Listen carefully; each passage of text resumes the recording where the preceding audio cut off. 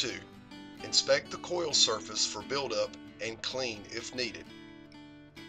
Use an approved foaming coil cleaner that is safe on all surfaces. This can be purchased at most major supply stores or online. Spray the entire surface area and allow to soak.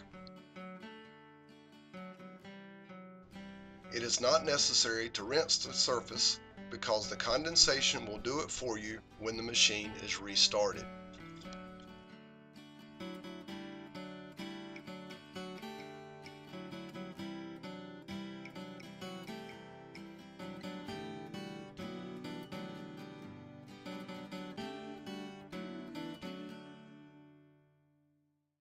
Thank you for watching,